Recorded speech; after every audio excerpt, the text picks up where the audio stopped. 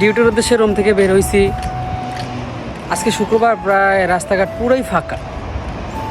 এই যে দেখতে পাচ্ছেন, এটা হচ্ছে একটা ইশারা আর কি।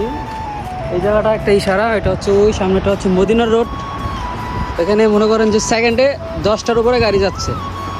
আর এই বাই রোডটা মানে এই ইশারাটা শুক্রবার বিদায় খালি, দোকানপাট সব বন্ধ দেখতে পাচ্ছেন, সবই বন্ধ মোটামুটি। শুধু আমি হাঁটতেছি রাস্তা দিয়ে, আর কিছু গাড়ি যেতেছে। এই ইশারার মধ্যে অনেক গাড়ি চলে। শুক্রবার বিদায় সব কিছু ফাঁকা। সো আমার একটু কাজ ছিল আজকে, শুক্রবার তো একটু কাজ আছে আমাদের দোকানে, এই জন্য একটু কাজ করতে হবে। দেখতে পাচ্ছেন সবগুলো দোকান বন্ধ। আর আরেকটা জিনিস আপনাদেরকে দেখাই, আপনারা একটু আকাশের দিকে তাকান। আকাশের দিকে দেখলে আপনি বুঝতে পারবেন যে এই দেশের আকাশটা কত পরিষ্কার থাকে। বাংলাদেশের আকাশে যেরকম মেঘাচ্ছন্ন আবহাওয়া যাচ্ছে আছে, এরকম কিছুই এদেশে আমি আসার পরে দেখি নাই। আর 6 মাসের মধ্যে আমি বৃষ্টিই দেখি নাই, আবহাওয়া কোথেকে দেখি। গ্লেন্ডার দিয়ে আসলে আমরা ওই যে বাসবার কাটি, বাসবারগুলো ব্রেকারের সাথে ছিদ্র করে বসাই দিই আর কি বক্সের ভিতরে। অটো সার্কিট ব্রেকার বক্স এগুলো আমরা বানাই দোকানের মধ্যে।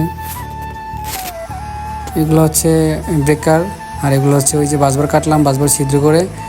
আপনারা দেখবেন একদম টোটাল পর্যন্ত এই বাসবারগুলো আমরা ফিটিং করে বসিয়ে দেবো।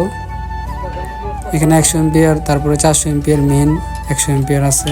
তো এগুলো একসাথে আমরা অ্যাডজাস্ট করে রেডিও ব্লো অ্যাডজাস্ট করে আমরা টিউব কেটে এগুলোকে খুব সুন্দর করে ফিটিং করি।